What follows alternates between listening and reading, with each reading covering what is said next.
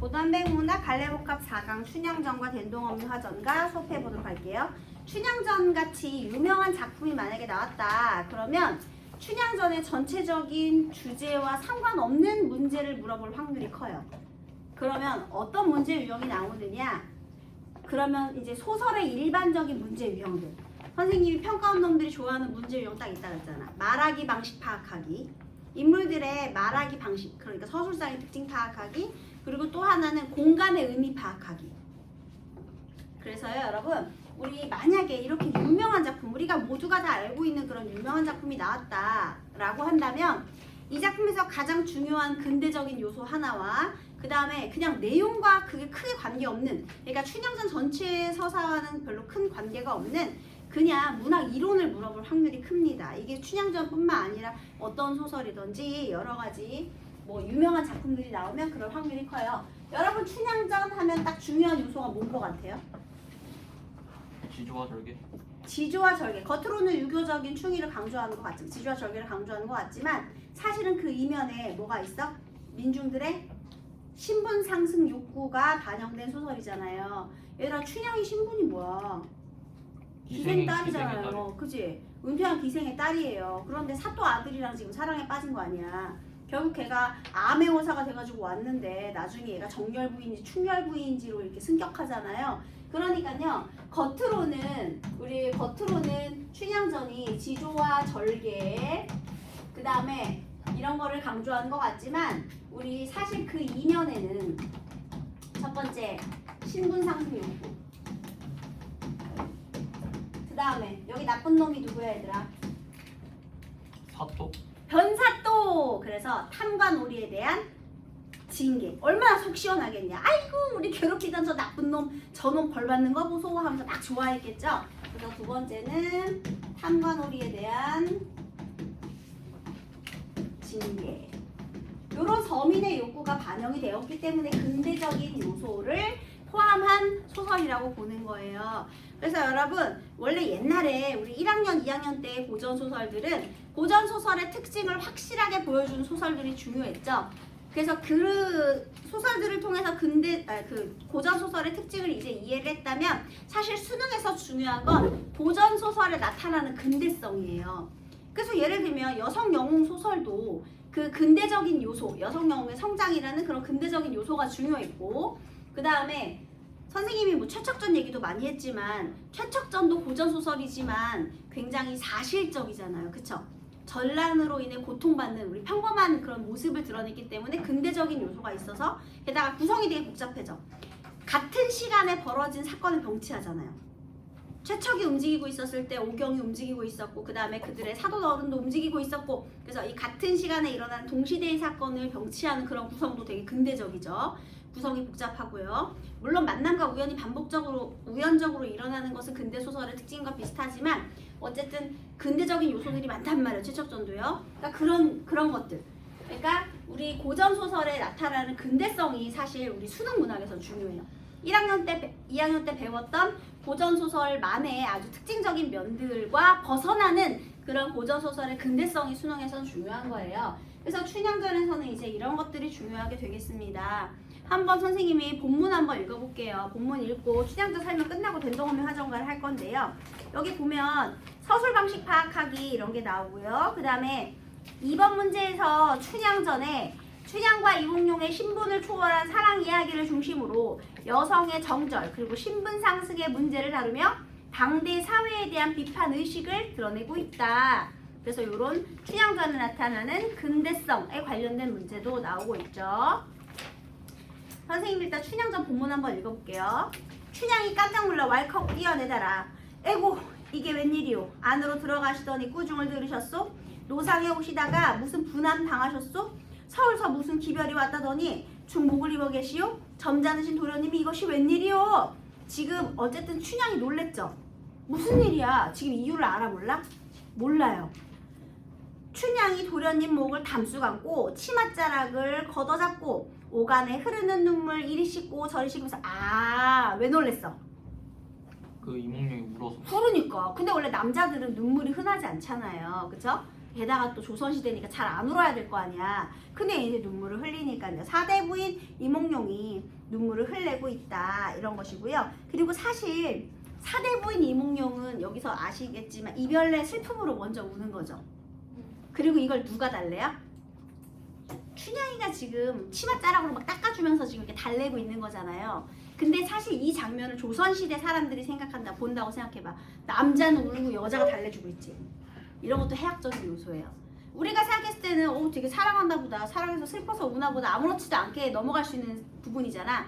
근데 사실은 조선시대의 시대관으로 생각해보면 오히려 얘기를 들었을 때 춘향이가 울고 이몽룡이 달래줘야 되는 그런 분위기일 거 아니에요. 근데 벌써 이별해야 되는 생각만으로 지금 벌써 차올라서 말도 끝내기 전에 벌써 울고 있죠, 이몽룡이. 그리고 오히려 춘향이가 달래고 있고, 그래서 이것도 이제 근대적인 요소의 반영이다. 그리고 또 해학적이다. 이렇게 볼 수 있겠습니다.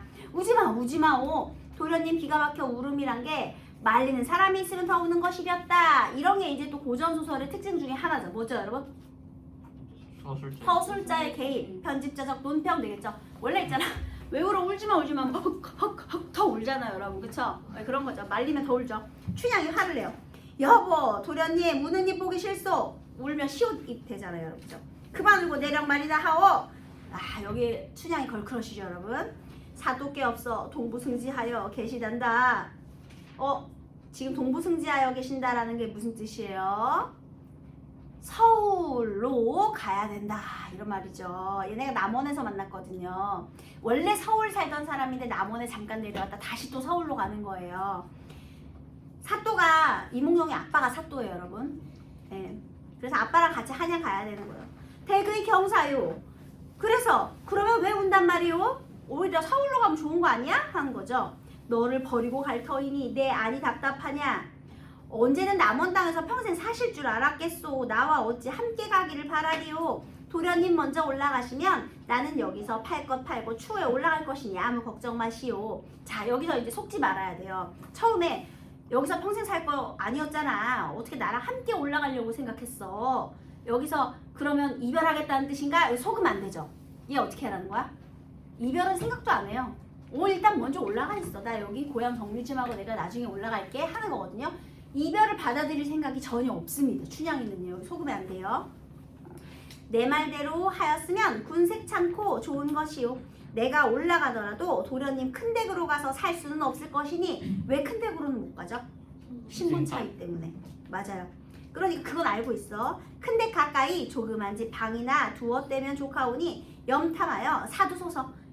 어차피 나 알아. 내가 너랑 같은 집에서 살지 못하고 내가 첩으로 살아야 되는 건 아는데 괜찮아. 왜냐면 신분 제도가 있으니까요. 그러니까 나 첩도 괜찮으니까 그 옆에다 조그만 방이나 하나 얻어줘 하는 장면이죠. 걸크러쉬예요. 우리 식구 가더라도 공밥 먹지는 아니할 터이니 그렁저렁 지내다가 도련님 나만 믿고 장가 아니 갈 수 있소. 북위 영총 재상가의 요조 숙녀가리여서 혼정 신성할지라도 아주 잊지는 마옵소서. 게다가 또 어떻게 하래? 네가 또 나만 바라보고 살 수 있냐? 그러면 좋은 이렇게 좀 이렇게 재상가의 요조 숙녀 가려서 시집 가라. 장가 한 번 더 가라. 그래도 나를 잊지는 말아줘라. 그러니까 한마디로 너 그래 결혼도 하고 나는 첩실로 계속 있겠다는 거죠. 왜냐면 신분이 있으니까요. 그러니까 양반집의 귀한 자손과 결혼하더라도 나는 잊지 말고 나는 계속해서 함께하겠다. 이별할 생각이 전혀 없습니다, 여러분. 그죠? 그래서 이렇게 얘기를 했어요. 자기도 따라가겠다는 말하기죠, 여기 B는요. 그랬더니 그게 이를 말이냐. 사정이 그렇기로 네 말을 사또께는 못 여쭈고 대부인 전에 여짜오니. 그러니까 아빠한테는 차마 무서워서 말 못했고요. 엄마한테 말해봤어요. 그랬더니 꾸중이 대단하십니다. 양반의 자식이 부영 따라 먼 곳까지 내려왔다가 기생 착접하여 데려간단 말이. 이게 무슨 소리예요? 지금 지방에 잠깐 내려왔는데 거기서 기생 꼬여가지고 데리고 올라왔다. 그 말은 전정에도 호의하고, 전정이라는 건 정치의 앞날이겠죠, 여러분. 그쵸? 그러니까 앞길에도 좋지 않고 조정에 들어 벼슬도 못한다더구나. 불가불 어쩔 수 없이 이별이 될 수밖에 없다. 짜증나죠, 여러분. 그죠? 원래부터 이몽룡은 마마보이예요, 여러분. 그래서 부모님이 반대하기 때문에 데려갈 수 없다라는 말이죠, 그죠? 데려갈 수 없대요. 이별할 수밖에 없는 이유를 냈죠. 아까 춘향이는 이별 거부했잖아요. 근데 이몽룡은 이제 부모님이 반대하시기 때문에 데려갈 수 없다는 입장을 이야기하네요. 춘향이 이 말을 듣더니 그대로 다시 발현. 낯이 변하며 머리를 흔들고 눈을 실룩대며 풀그락 눈을 간지럼하게 뜨고 눈썹이 꼿꼿해지면서 코가 팔심팔심하며 이를 뽀드득 갈며 얘들아 지금 이 춘향의 모습이를 굉장히 음성 상징어를 이용해서 생동감 넘치게 하고 있죠. 그래서 춘향이 어떻게 했어? 분기탱천했죠. 코가 벌렁벌렁 하고 있대잖아 지금. 막 눈썹이 꼿꼿해서 지금 눈이 튀어나오고 지금 그냥 화가 났습니다. 허허 이게 웬 말이오? 왈칵 달려들어 치맛자락도 와드득 좌르륵 찢어버리며 머리로 와드득 쥐어뜯어 싹싹 비벼 도련님 앞에 던지면서 지금 뭐 했죠? 너무 무섭다 야 그죠 여러분? 이거 데이트 폭력 아니에요? 옷 찢었죠? 그리고 머리를 박박 긁어서 지금 머리를 뽑아서 던졌어 얘들아. 너무 무섭죠? 무서운 장면이죠. 협박이 협박. 무엇이 어째고 어째요? 이것도 쓸데없다. 명경 체경, 명경은 얼굴 거울, 체경은 이제 전체 전신 거울. 산호죽절 비녀예요. 두루쳐 방문 밖에 탕탕 부딪히며 거울 깨고 비녀 던지고 무섭처럼 협박이. 발도 동동 굴러 손뼉 치고 돌아앉아 자탄가로 오는 말. 성깔이 대단합니다 여러분. 네, 엄청나요. 서방 없는 춘향이가 세간이 무엇이며 단장하여 네 눈의 사랑을 받을고 몹쓸 현의 팔자로다. 이팔 청춘 젊은 것이 이별될 줄 어찌하라. 부질없는 이 내 몸을 허망하신 말씀으로 앞길 신세 버렸구나. 에고 내 신세야. 한마디로 너 때문에 내 인생이 되졌다. 이런 의미가 되겠습니다. 무서워 죽겠네요. 천연이 돌아앉아 여보 도련님 이제 막 하신 말씀 참말이요 농담이요. 우리 둘이 처음 만나 처음에는요 안돼 너 때문에 내가 못 살아 이렇게 분풀이 한 다음에 이거 아니다 싶으니까 갑자기 또 하소연으로 들어가죠. 너 처음 만났을 때 나 사랑한다 했잖아 이렇게. 너무 무섭지 않아요? 만나면 안 될 것 같은데. 너무 무서운 장면이에요. 살해당할 것 성깔이 어마어마합니다. 그래서 우리 둘이 처음 만나 백년 언양 맺을 적에 대부인 사또께 없어 시키시던 일이 오니까 한마디로 우리가 처음 만난 게 대부인과 사또가 시켰던 것이냐? 아니죠. 자연스러운 감정으로 만났던 거잖아. 처음 만날 때도 우리의 사랑이 중요했지 부모의 허락은 중요하지 않았다를 상기시켜주는 거죠. 빙자가 웬 말이오? 빙자라는 건 이제 핑계죠, 핑계. 그다음에 광활로서 잠깐 보고 내 집에 찾아오셔서 인적없고 쓸쓸한 야삼경에 도련님은 저기 앉고 춘향나는 여기 앉아 나에게 하신 말씀 입으로 맹세하는 것이 마음으로 맹세함만 갖지 못하고 마음으로 맹세함이 맹세를 실천함만 갖지 못하더라고. 지난해 5월 단오야에 내 손길 부여잡고 우둥퉁퉁 밖에 나와 당중에 우뚝 서서 반짝이며 맑은 하늘 1000번이나 가리키며 10,000번이나 맹세키로 내 정령 빌었더니 말경에 가실 때에는 툭 떼어버리시니 이팔 청춘 젊은 것이 난군 없이 어찌 살고. 야 이거 무섭지 얘들아. 너 그렇게 내 집에 찾아와가지고 나에게 사랑을 속삭이더니 그거 맹세뿐이었냐. 무서워 죽겠네요. 그 다음에 모지도다 그 다음에 쓸쓸하고 빈 방에 추야장 시름 상사 어찌할꼬 에고 내 신세야 모지도다 도련님이 모지도다 도카도다 사올령만 도카도다. 얘들아 우리 춘향전에 혹시 고전소설의 갈래 중에 얘가 무슨 소설이죠? 판소리개 소설이잖아요. 그래서 그런 영향을 받은 거죠. 그럼 얘는 옛날에 판소리였을 때 당연히 창 부분이 되었겠죠. 그쵸? 그 다음에 여기서 AABA 구조로 또 운율을 살려주고 있고요. 그 다음에 원수로다 존비귀천 원수로다 천하에 다정한 게 부부의 정 유별컨만 이렇듯 독한 양반 이 세상에 또 있을까. 에고 내일이야. 여보 도련님 춘향 몸이 천하다고 함부로 버리셔도 그만일 줄 알지 마오. 나의 기박한 운명 춘향이가 먹어도 달지 않아 밥 못 먹고 자도 편치 않아 잠 못 자면 며칠이나 살 듯하고 상사로 병이 들어 애통하다 죽게 되면 애원한 내 혼이 원기가 될 것이니 존중하신 도련님이 그것인들 아니지 양대오. 더 무섭죠. 너 멀쩡하게 잘 살 생각 마라. 내가 죽어서 귀신 되면 넌 멀쩡할 줄 아냐? 이렇게 하는 거죠. 사람의 대접을 그리마오. 인물 천거하는 법이 그런 법 왜 있을꼬. 죽고 지고 애고 지고 서른 지고. 그래서 이렇게 무시무시한 우리 맞아요. 굉장히 무서운 그런 집념을 보았습니다. 자, 이 작자비상의 춘향전. 얘들아 춘향전은 2번이 굉장히 많은 거 아시죠? 2번이 굉장히 많기 때문에 여러분이 알고 있는 춘향전은 절대로 안 나와요. 니네들이 춘향전의 내용을 알고 있어도 소용이 없어. 이런 식으로. 그러니까 전체적인 내용을 알고 있어도 소용없는 문제가 나와요. 항상 그리고 춘향전이 2번이 너무 많기 때문에 지금 만약에 비슷한 장면이어도 똑같이 나온다고 절대로 생각 안 하시면 돼요. 내가 알고 있는 춘향전이 아니라고 생각하시면 됩니다. 그러면 거기에 나온 말하기 방식 그리고 또는 공간 아니면은 그 말하기 방식이나 공간 그다음에 사건의 전후 인과관계 요거 중심으로 읽으시면 돼요. 자 이번에는 덴동어미 화전가를 한번 읽어보도록 할게요. 얘는 일단 가사 작품인데요. 요거 되게 독특해요.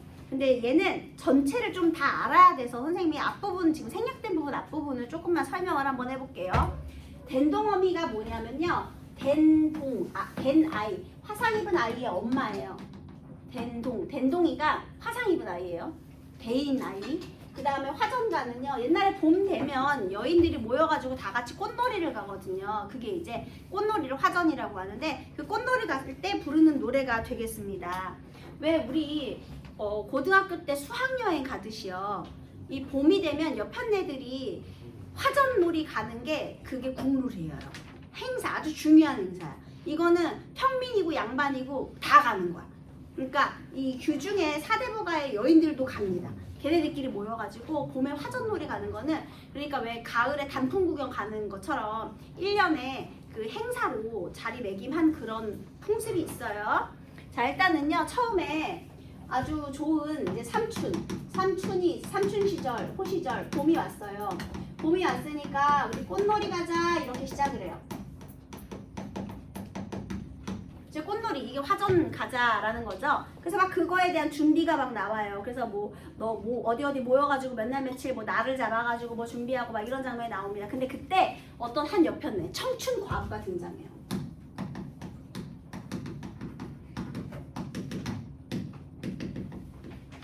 청춘 과부가요. 얘가 꽃놀이 가자고 했거든요. 막 이렇게 근데 이제 청춘 과부의 말이 등장하는데요. 청춘 과부라고 했잖아요. 얘가 14세 때 결혼을 해서 바로 과부가 됐어.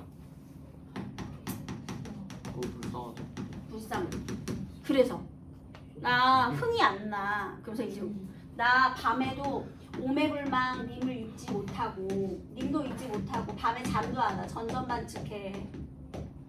잠도 안 오고 입맛도 없고 흥이 안 나. 꽃놀이 뭔 꽃놀이야 이러면서 하소연을 하는 거예요. 내 팔자 기구하다 하면서요. 그랬더니 거기에 조금 연륜이 있는 이 덴동어미가 등장하는 거예요. 얘가 하소연을 했죠.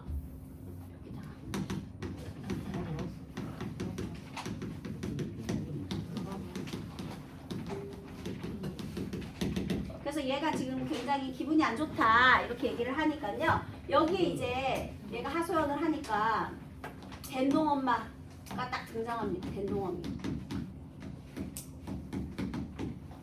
너 지금 슬퍼? 내 얘기 좀 한번 들어볼래? 내 얘기 귓구녕에 때려 박아줄게 하는 거죠 여러분. 그래서 내 얘기를 들어봐 하는 거예요. 자, 얘 사연은 어떠냐? 얘도 이제 16세에 처음 결혼을 했대요. 이방 아들하고 결혼을 해서 처음엔요. 그래서 첫 번째 결혼, 이방 아들과의 결혼. 이방 아들과 16세 초혼. 처음에 결혼을 했는데요. 여기에 이 남편이 어떻게 죽었느냐? 근해에서 추락해서 죽었어요. 우와. 남자가 그녀를 단다는데. 같이 근해 타다가 둘이 끊어져가지고 죽었어. 아니 그건 좀. 네. 그저 근해에서 떨어져가지고 머리부터 액 해가지고 옛날에 근해 나무에 매잖아요 여러분. 아. 근해 심각하다. 아 이렇게 신나게 타다가 참 어떻게 운이 없어도 이렇게 없니 그치? 그래도 좀 이방 아들이었는데 그 지역에선 좀 잘 나가던 아들이었네. 혼자 살아볼까도 했지만 도저히 안 되겠다. 그래서 있잖아요. 이번에는 부자인 사람의 후치 자리로 들어갔어요. 첫 자리로. 그래서 부자의 후취 자리로 재혼. 근데 이상하게 분명히 부자였거든요. 그래서 자꾸만 돈이 없는 거야. 그런데 얘가 이제 돈도 날리고 다 날리고 집이 망했거든요. 근데 중요한 거는 이번에는 전염병으로 죽었어요. 아 전염병은 뭐 어쩔 수. 천연도 여자가. 에이 그런 말 누가 했어 지금. 여자가 문제야 누구야? 어떤 새끼야 이 새끼. 천연도. 그러니까 얘가 나중에 그 말도 나와요. 내가 그냥 가만히나 있었으면은 수절을 했으니 정도라도 지켰다. 그 절개를 예찬이나 할 텐데 어차피 그놈한테 가도 다 그놈이 그놈이고 이렇게 고생만 뒤지게 하고 혼자 살아도 힘들고 결혼해도 힘들 거였으면 칭송이나 받지. 내가 왜 이렇게 결혼을 했는지 그게 후회된다. 너 제가 하지 마. 어차피 힘든 인생 다 똑같고 욕 먹는 거는 계속 욕 먹으니까 욕이라도 먹지 마. 힘든 건 다 똑같아. 그런 충고도 해요. 네. 그래서 자 다시 여기에 얘가 이제 전염병으로 죽었죠. 그런 다음에 이번 세 번째는 아무도 시집 안 갈 것 같은 노총각하고 결혼을 해요. 근데 이 노총각이요. 또 이제 세 번째 재혼을 했어요. 그런데 이번에 이 새끼도 그래도 성실해. 얼굴이 못생겨서 그런가? 볼 건 없지만 성실해요. 굉장히 성실하는데 다만 가난해. 그러니까 얘들아, 얘가 이제 세 번째쯤 결혼할 때 되면 점점 상태가 안 좋은 사람들하고 결혼하겠지 얘들아. 그렇잖아요. 처음에 더 좋은 자리로 재혼하는 게 어딨어. 이게 조선시대인데 지금. 얘 처음에 그래도 이방 아들 여기가 제일 괜찮았던 거야. 그래도 이방 아들인데. 근데 점점 여기 이제 후치자리였잖아. 돈은 좀 많았지만. 근데 여기도 뭐 그 이상한 집안이었나 봐. 돈도 계속 망하고. 그 다음에 전염병 감염돼 죽었죠. 이번에는 가진 것 없는 노총각. 그러니까 예를 들면요. 왜 우리 저기 농촌에 저 베트남에서 시집 오는 것 같은 느낌으로 이제 그런 노총각한테 시집을 간 거야. 아무도 결혼 안 해줄 것 같고 돈도 없는 그런 집안에 갔는데 그래도 이제 세 번째니까 이제 그런 사람 결혼했겠죠? 그런데 아휴 그래도 열심히는 살아. 고생했어. 그래서 열심히는 살았어. 그래도 좀 애껴줬어. 그래도 열심히 좀 마음 잡고 살아볼까 했는데 산사태로 사망. 다 돌아가시고 있네. 그 다음에 이제 네 번째. 커드라킬에 나와. 엿장수와 결혼을 했어요. 이번에 트리플 킬인데. 그래도 좀 이렇게 꽁냥꽁냥 하면서 열심히 잘 살아보자 했는데요. 엿을 보다가요.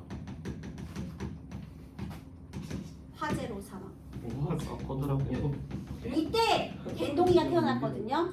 화재로 남편 사망 그리고 아들 화상. 그 화상 입은 아들이 바로 댄동이에요. 자, 그래서 이 댄동이를 하나 남기고 이제 4번이나 지금 결혼을 했잖아요. 팔자 기부하죠. 지금 그 다음에 그 죽은 이유들도 봐봐. 어마어마하지. 그래서요, 얘 자기 얘기 들어보라 했잖아요. 그럼 청춘하고 지금 어떨 것 같아? 거의 뭐 이렇게 쭈글쭈글 하겠지, 그치? 무릎 꿇고. 그래서 얘가 댄동이를 데리고 이제 고향으로 돌아왔어. 댄동이를 데리고 얘가 다시 귀향. 고향으로. 왜냐면 이제 어떻게 살아야 되니까 일단은 고향으로 돌아봤는데 주변에서 어떨 것 같아? 보는 시선이 좀. 그렇죠. 바로 그거예요. 나 읽어볼게요. 댄동이를 뒷떠엎고 본 고향을 돌아오니 이전 강산 의구하나 인정 물정 다 변했네. 자, 자연은 똑같았는데 뭐가 변했어? 인정 물정이 변한 거예요. 거기 줄 쳐두세요. 인정과 물정이 변했다. 그리고 원래 조선 후기쯤 되면 먹고 살기 힘들어서 사람들이 까칠해요. 여러분. 원래 힘들면 까칠한 거야. 우리 집은 터만 남아 쑥대밭이 되었구나. 아는 이는 하나 없고 모르는 이뿐이로다. 그늘 맺던 은행나무 불개청음 대학이라. 불개청음 대학이라는 건 그 은행나무는 나를 기다리고 있었다. 이런 뜻이에요. 그러니까 자연은 그대로라는 거죠. 그 다음 난데없는 두견새가 머리 위에 둥둥 떠서 불력위 슬피우니 우리 서방님 죽은 넋이로다. 자, 내가 지금요 고향에 들어왔어요. 그런데 일단 은행나무는 나를 반겨주는 것 같았어요. 사람들은 다 모르는 사람이고 인정 물정도 다 삭막해졌지만 근데 여기서 두견새를 봤는데요. 얘들아 원래 두견새가 뭐의 상징이야? 한의 상징이잖아. 자규, 소쩍새, 접동새, 두견새 다 같은 새예요 여러분. 근데 걔네가 또요 그 불여귀 이건 돌아가지 못하네. 그래서 불여귀라고 하거든요. 역귀 이렇게 웃나봐 얘들아. 쩝동처럼 역귀 이렇게. 불력이. 네, 역귀 이렇게. 그리고 또 그 설화가 있어요 또. 그래서 어쨌든 고향으로 돌아가지 못해서 이제 한을 가지고 운다. 그래서 그 슬피 우는 걸 보니 두견새를 보고 누굴 떠올렸어요? 우리 죽은 서방님의 넋인가 하는 거죠. 첫 번째 남편 서방님의 넋인가. 왜냐면 여기 왔잖아. 그러니까 당연히 생각이 안 날 수밖에 없지. 처음에 여기서 고향에서 결혼했겠지. 그런 다음에 이렇게 돌아다니다가 다시 결국 일로 돌아왔는데 사람들은 다 사라졌고 물적 인정도 변했고 은행나무는 그대로라고 하지만 딱 두견새를 보니까 우리 죽은 서방님의 넋인가 이렇게 생각할 수 있겠죠. 새야 두견새야 내가 올 줄 어찌 알고 여기 와서 슬피 울어 내 서름을 불러내나 반가워서 울었니 서러워서 울었니. 고향에 온 게 반갑기도 하고 또 생각하니까 서럽기도 했겠죠. 서방님의 넋이거든 내 앞으로 날아오고 님의 넋이 아니거든 아주 멀리 날아가게. 그 다음 두견새가 펄쩍 날아 내 어깨에 앉아오네 님의 넋이 분명하다 아이고 담담 반가워라 나는 살아 육신이 왔네 넋이라도 반가워라. 그러니까 무슨 소리인지 아시겠죠? 그래서 내가 혹시 님의 넋이거든 나한테 오고 아니면 절로 가 했는데 나한테 왔대. 아이고 님이구나. 나는 육신이 왔는데 너는 죽은 넋이 왔구나. 이런 장면이죠. 근 50년 이곳이 있어 나 오기를 기다렸나 어이할고 후회가 끄고 어이할 거다. 새야 울지 마라 새 보기도 부끄러워. 왜 부끄럽죠? 너무 결혼을 여러 번 했잖아. 부끄럽죠 그쵸? 내 팔자를 생각하니 새 보기도 부끄럽지 않지. 그래서 내 팔자를 생각해봤죠 이제. 그다음에 처음에 당초에 친정 와서 서방님과 함께 죽어 저 새와 같이 자웅되어 천만년이나 살아볼 거. 이 부분 중요합니다. 지금 뭐 하고 있는 거야? 결혼 여러 번 하지 그 자리에서 지조 절개 지키는. 그냥 서방님 처음 죽었을 때 나도 따라 죽어서 지조나 절개나 지킬 걸. 이런 얘기죠. 한마디로 재가를 후회하는 장면입니다. 적으세요. 재가를 후회하는. 한마디로 자기가 수절을 지키지 못한 것을 후회하는 거죠.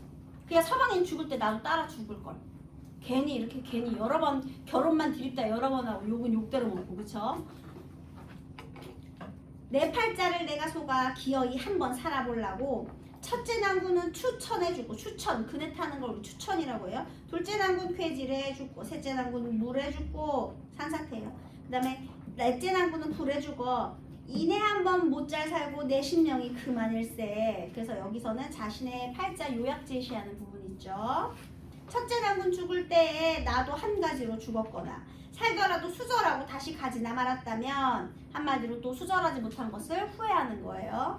산을 보아도 부끄럽지 않고 저 새를 보아도 염치가 없지 않지. 살아생전에 못된 사람 죽어서 귀신도 왔기로다. 나도 수절만 하였다면 열려각은 못 세워도 남이라도 칭찬하고 불쌍하게는 생각할걸. 남이라도 욕할게요. 친정일가인들 반가워할까. 얘가 지금 여기 왔는데요. 사람들이 다 자기 이제 손가락질 하는 걸 느꼈겠지, 그치? 그래서 지금 이 수절을 하지 못함을 후회하는 건데요. 얘들아, 내가 수절하지 말 걸 후회하는 장면은 타인의 시선을 신경 쓰기 때문이죠. 그러면 당대 여성에게 정절을 강요하는 사회 현실에 대한 비판의식이 들어있다고 볼 수도 있는 거죠. 적으세요. 여성에게 수절을 강요하는 당대 현실 비판. 어디에다가요?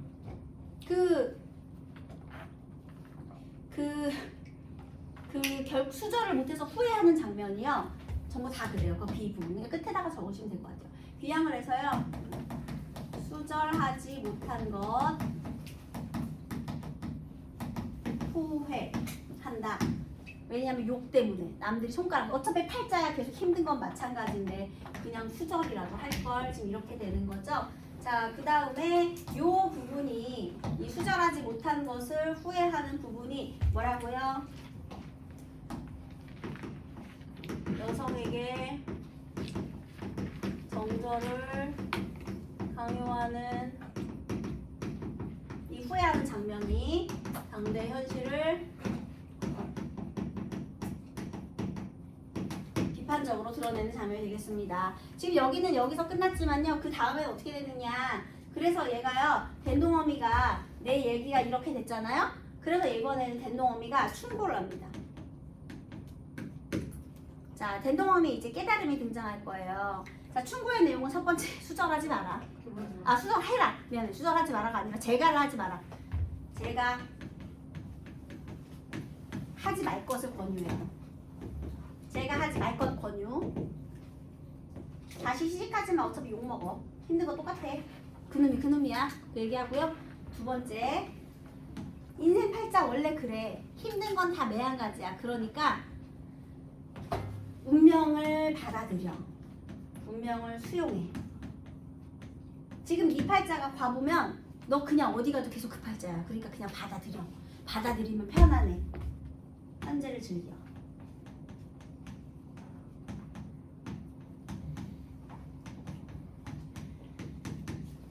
이게 하쿠나 마타타인가요? 뭐 아무튼 간에 현재를 즐겨라. 뭐 이런 거 까르페디엠인가요? 있잖아요. 왜? 그 현재를 즐겨라. 그 얘기를 합니다. 그러니까 뭐 하라는 거야? 다시 처음으로 돌아갔어. 그러니까 뭐해? 꽃놀이 가지야 되는 거죠, 여러분. 뭔지 알겠죠? 아니 지금 꽃놀이부터 시작된 거잖아. 얘가 나 뭐래도 지금 흥이 안 나고 맨날 님 생각에 잠도 안 오고 그 다음에 님도 못 잊겠고 막 이렇게 찡찡찡 짜니까 얘가 울거든요. 계속. 그러니까 내 얘기 좀 들어봐봐 이렇게 하면서 내가 이렇게 인생을 살아보니 다 필요 없어. 그래서 지금 현재 이거 즐겨라 이렇게 이제 충고를 해주는.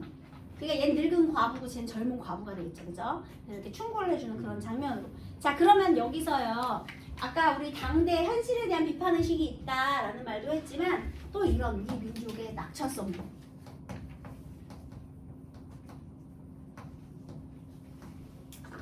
이것도 확인해 볼 수 있죠. 그래서 이 된동어미의 태도가 또 굉장히 중요합니다. 된동어미의 깨달음, 충고와 깨달음의 내용으로 되어 있어요. 그래서 이렇게 대화체로 되어 있는 것도 특징입니다. 전체적으로 봤을 때요. 된동어미의 충고 내용까지 이 전체적인 줄거리를 꼭 기억해 주세요. 뭐 어려운 거 없이 그냥 얘가 4번 결혼해보니까 다 별로다. 그래서 이 부분이 중요해요. 수절하지 못한 걸 후회한다. 그 다음에 당대에 또 이런 눈이 있었고 비판적인 시각이 있었고 결국은 운명을 받아들여서 현재를 즐기는 낙천성을 보여준다. 이렇게 하시면 되겠습니다. 문제 풀어볼게요. A, B, C, D, E 틀린 걸 골라라. A. 춘향은 몽룡이 눈물을 흘리는 이유를 궁금해하면서 질문한다. 맞고요. 춘향은 문제 상황을 해결할 수 있는 방법을 몽룡에게 제시했죠. 아주 구체적으로.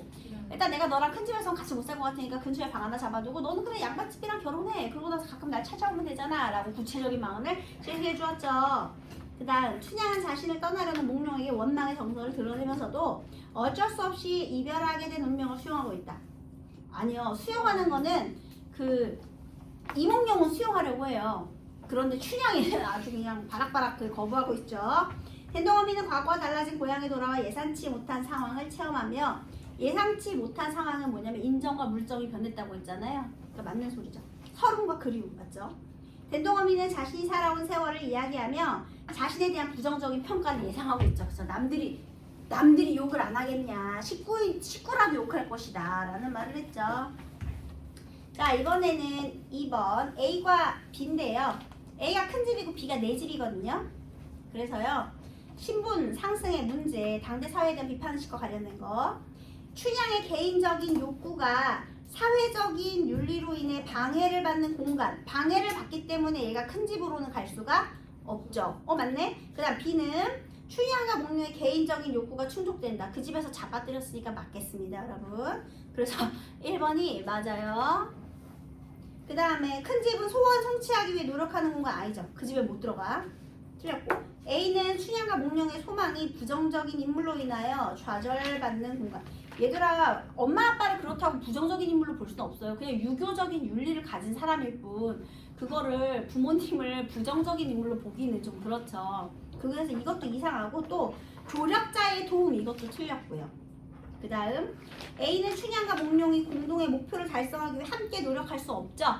사랑을 지속할 수 없는 공간이기 때문에 걔도 안 되고 희생 공간도 아니고 또 주어진 운명을 극복하기 위해 노력하는 공간이 아니라서 또 틀렸고요. 정답은 1번밖에 될 수가 없습니다. 가해 춘향과 된동어미의 공통점 요거는 쉽죠. 뭐죠? 1번. 그쵸? 춘향이는 과거에 있었던 첫 만남 사건을 떠올리고 있고요. 그 다음에 된동어미도 그 죽은 과정 얘기했잖아. 첫째, 둘째, 셋째, 넷째 얘기했죠. 그러니까 과거의 일을 떠올리며 신세한탄을 한다. 맞는 소리예요.